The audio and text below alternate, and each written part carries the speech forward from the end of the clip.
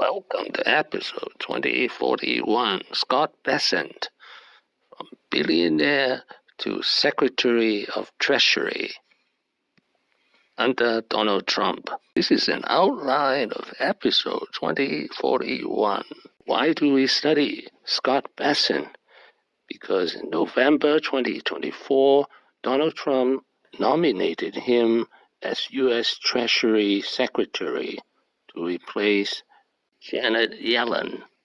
You know, I actually think the Chair Powell and Janet Yellen have both hurt President Biden's reelection chances by easing financial conditions last November, December, which we got a reacceleration in economic activity, but worse for consumers. We've gotten. He was born in 1962 in Conway, South Carolina. In 1984, he graduated from Yale University with a degree in political science. His first job was working on securities with Jim Rogers in 1982.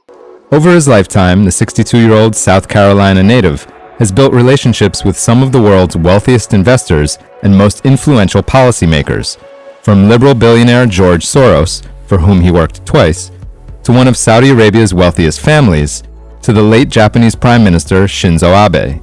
Very essence, how would you describe it? You are observing the world, you're observing markets, you're observing what you think should happen, and you're observing what is happening.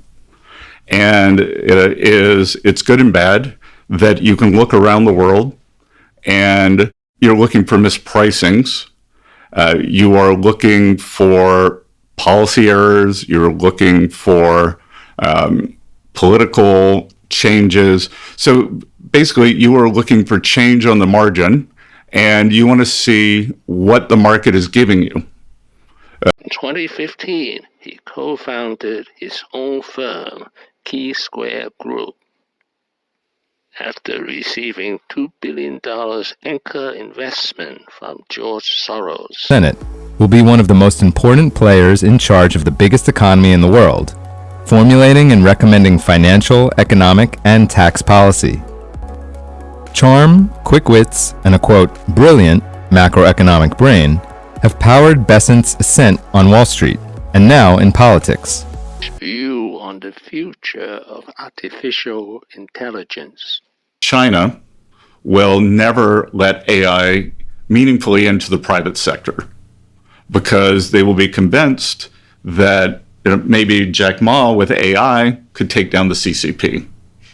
So you will not get this private sector productivity enhancement in China. He was of the view that Europe was already starting to regulate it away. And unfortunately, the UK seems to be following the European model. And the US, as we tend to do in the US, he said was the wild, wild west. And it could be incredible productivity gains for the US if we don't blow ourselves up. My next video will be Scott Bessent, 8 Lessons.